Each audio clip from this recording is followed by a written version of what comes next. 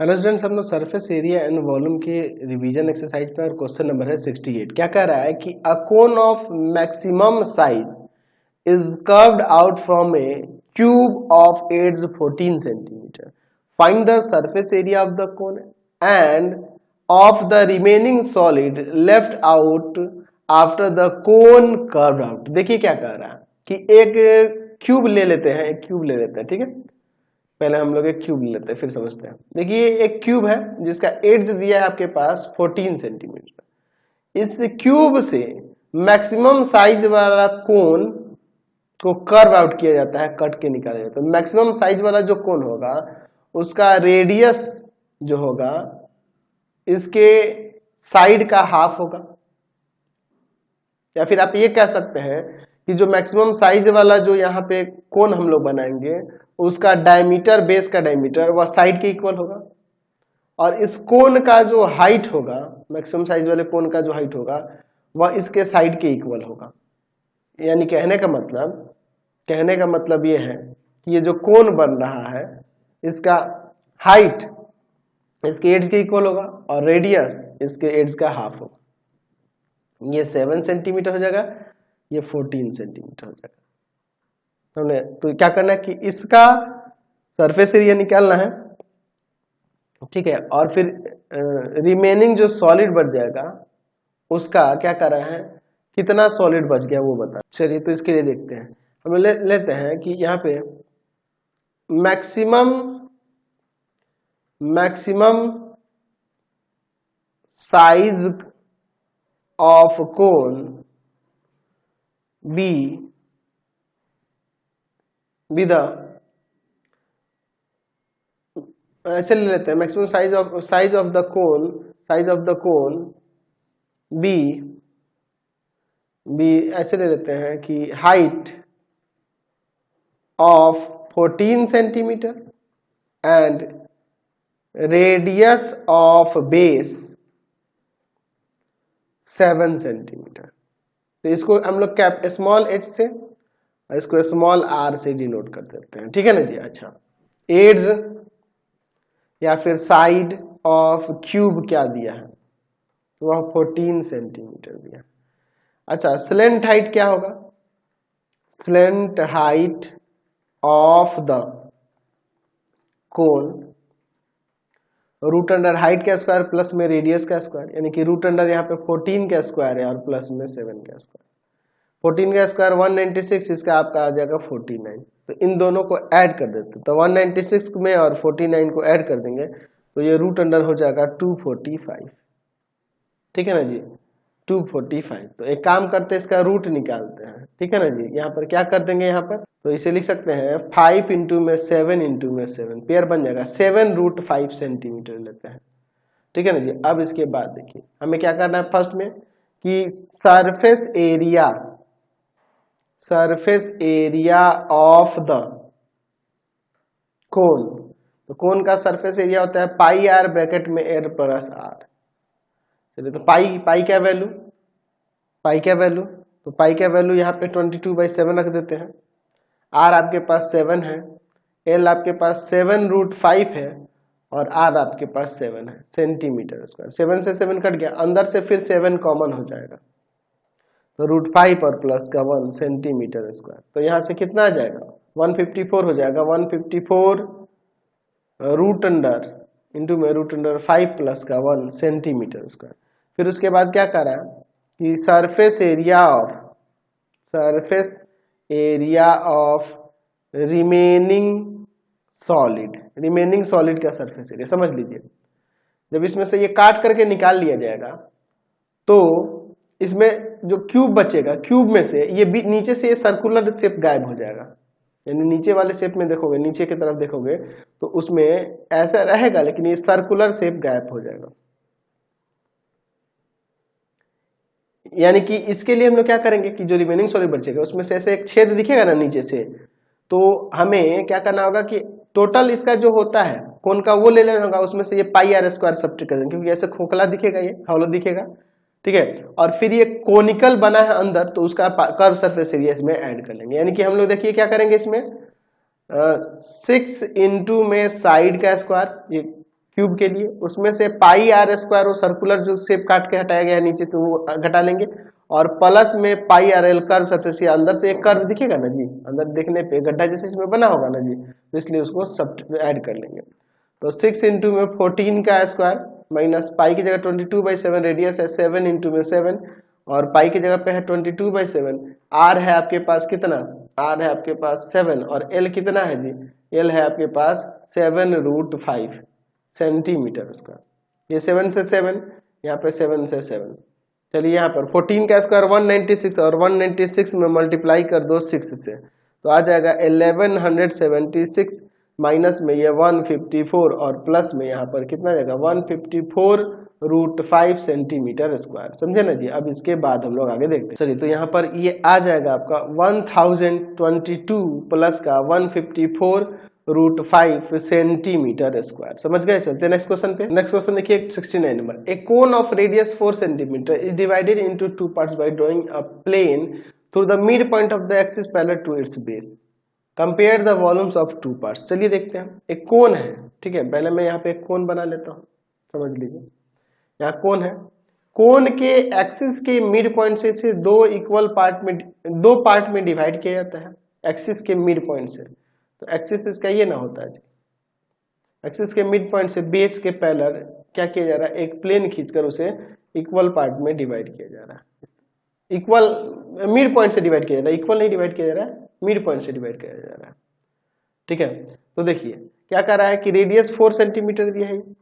अच्छा, ये वाला रेडियस तो हमें नहीं पता है, ये O, यहाँ पर A, यहाँ पर B, यहाँ पर C, यहाँ पर D।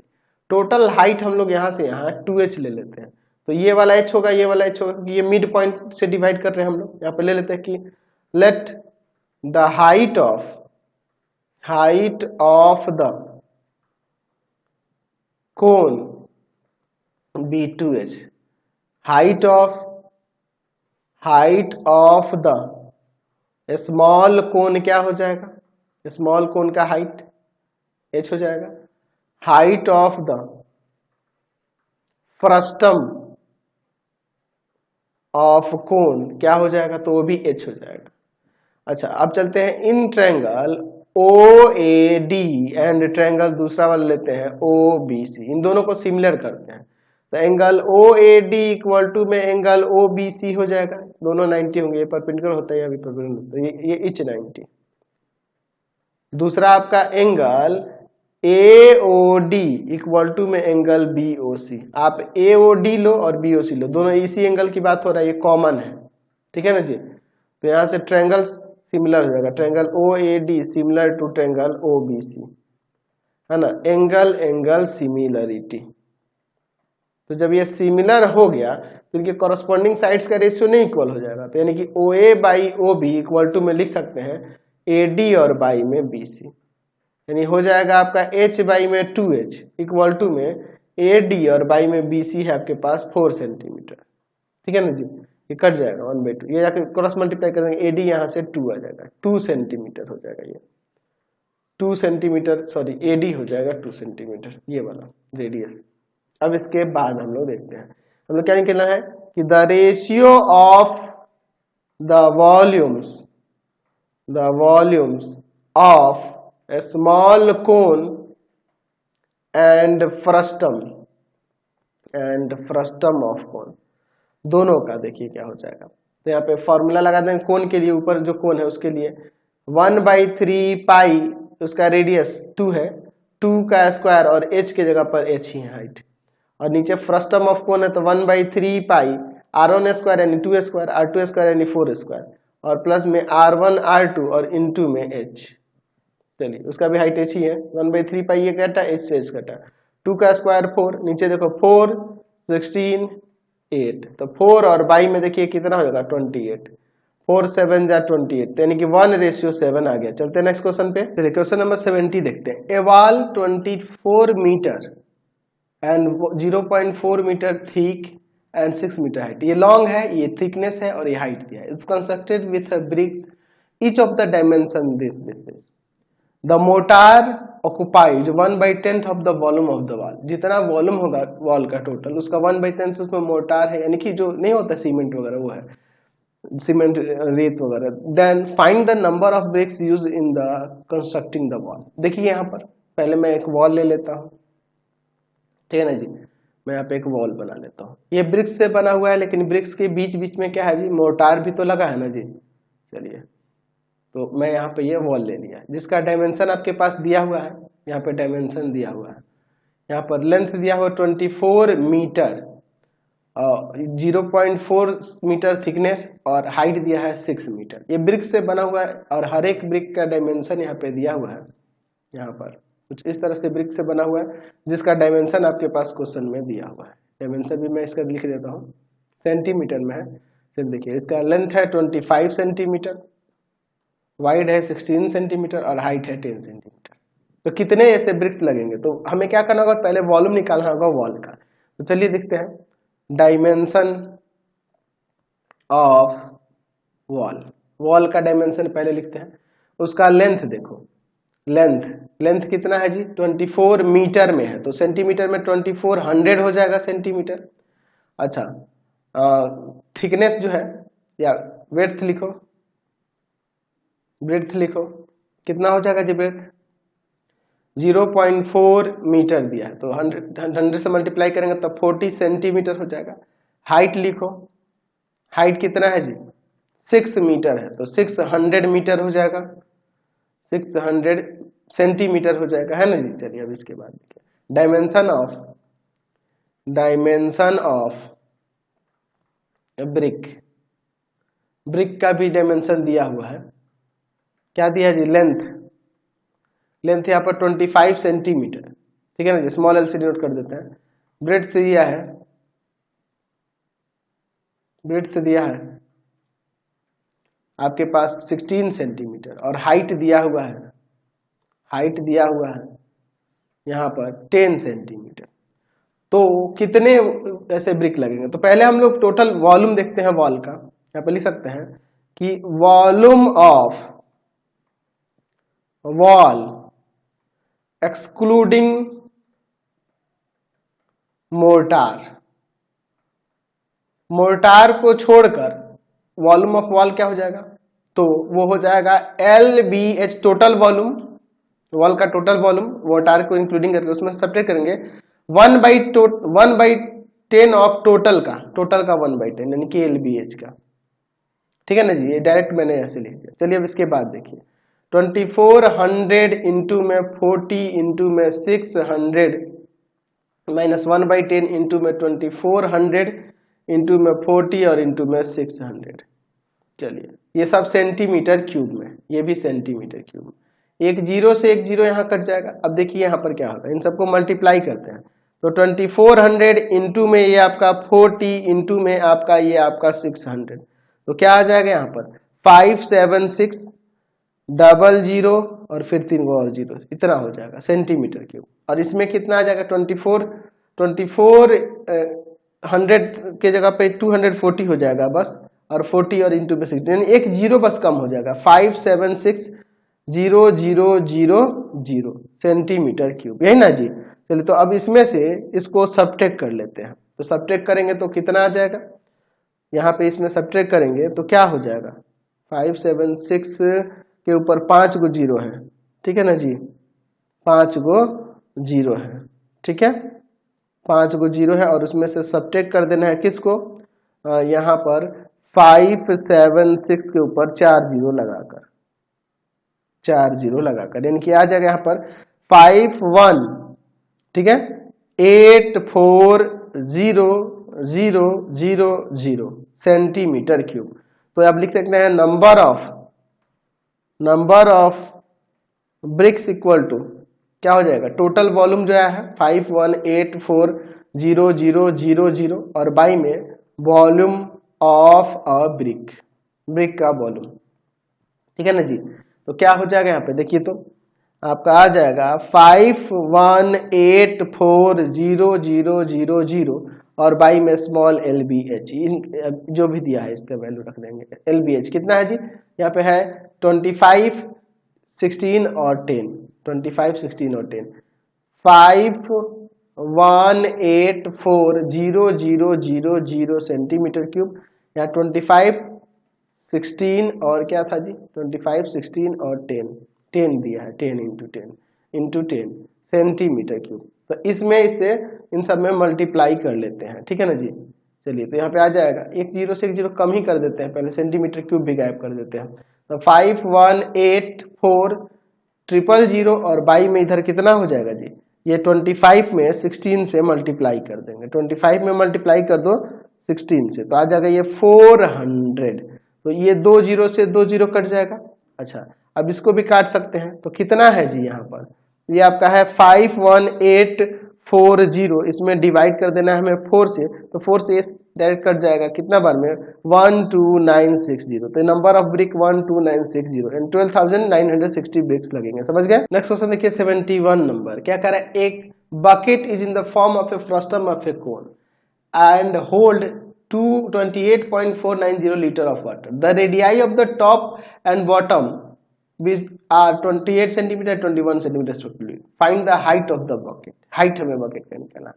अच्छा देखिए क्या कर रहा है कि radii of the top and the bottom, radii दिया हुआ है फ्रस्टम का। चलिए तो मैं यहाँ पे फ्रस्टम बना लेता हूँ, फ्रस्टम ऑफ कोन बना लेता हूँ, इस तरह का बकेट एक हो गया।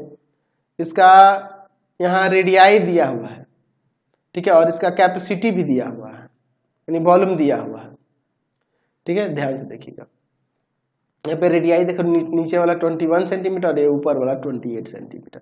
हाइट हमें नहीं पता है, यही निकालना है, जबकि किसकी कैपेसिटी दी हुई है। Late the height of the bucket, height of the bucket, bucket का हाइट जो है h है। अच्छा radii of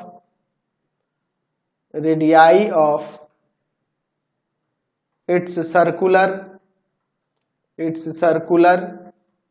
ends, circular ends का रेडियाई तो एक हो जाएगा R1 जो कि 21 सेंटीमीटर, एक हो जाएगा R2 जो कि है 28 सेंटीमीटर। अच्छा यहाँ पे कैपेसिटी दिया हुआ है, यानी कि वॉल्यूम दिया हुआ है, वॉल्यूम ऑफ द बकेट दिया हुआ है, कितना दिया हुआ है जी 28.490 लीटर्स दिया हुआ है। तो एक काम करते हैं, हम लोग जानते हैं कि 1 लीटर इक्वल टू में होता है, 1 लीटर इक्वल टू में होता है 1000 सेंटीमीटर क्यूब। चलिए वॉल्यूम ऑफ द बकेट क्या होता है 1/3 पाई R1 square plus R2 square plus में R1 R2 और इंटू में H इक्वल टू में 28490 हो जाएगा, लीटर में कन्वर्ट कर देंगे, या फिर पहले इंटू में 1000 लिख दो, अगले स्टेप में हटा देंगे 1000 सेंटीमीटर क्यूब में। अब ये हो गया। अब इसके बाद देखिए क्या करते हैं, यहाँ पर 1/3 पाई की जगह कुछ नहीं कह रहा तो 22/7 ही ले लेते हैं। R1 कितना है भाई 21 है, 21 का स्क्वायर 28 का स्क्वायर, 21 इंटू में 28 और इंटू में H इक्वल टू में आ जाएगा 28490 सेंटीमीटर क्यूब। चलिए अब इसके बाद देखते हैं 1/3 इंटू में 22/7, अंदर देखिए क्या हो जाएगा 21 का स्क्वायर 441, 784 हो जाएगा, और 21 में हम लोग मल्टीप्लाई कर देंगे 28 से तो कितना आ जाएगा 588 इंटू में H इक्वल टू में 289,490 सेंटीमीटर क्यूब। चलिए अब इसके बाद देखते हैं क्या होता है 1/3 इंटू में 22/7, इन सबको ऐड कर लेते हैं।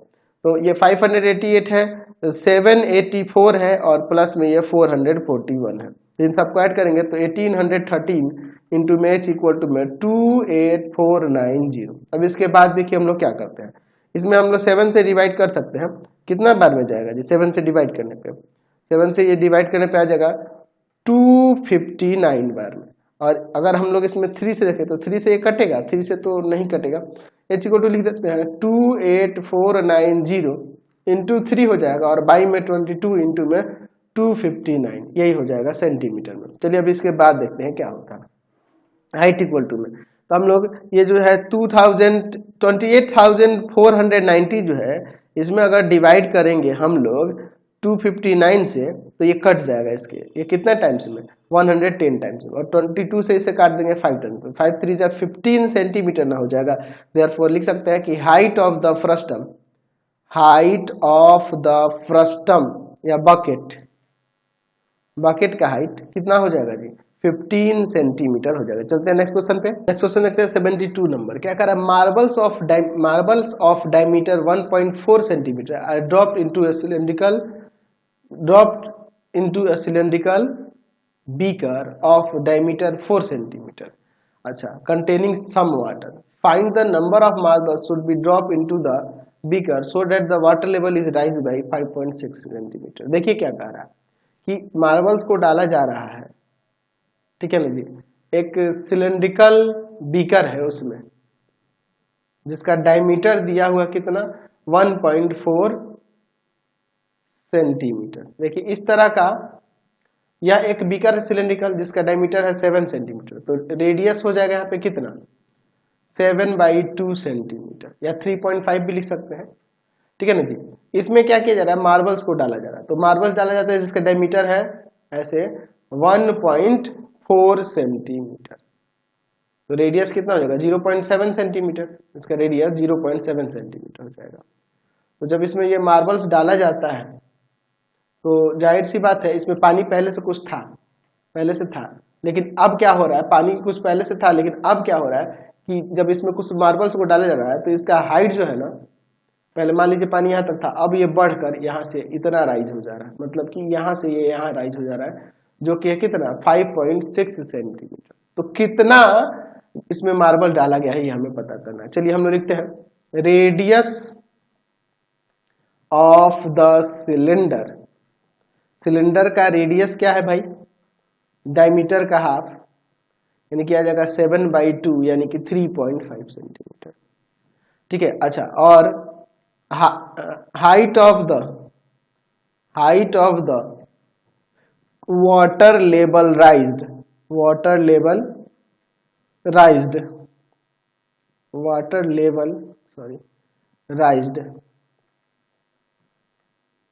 वो क्या है h ले लेते हैं जो कि है 5.6 सेंटीमीटर। अच्छा, रेडियस ऑफ मार्बल्स का रेडियस दिया हुआ है आपके पास, तो डायमीटर का हाफ 1.4/2 सेंटीमीटर, तो 0.7 सेंटीमीटर। तो नंबर ऑफ मार्बल निकालना है, नंबर ऑफ मार्बल्स निकालना है, तो उसके लिए क्या करेंगे, वॉल्यूम ऑफ वाटर राइज्ड,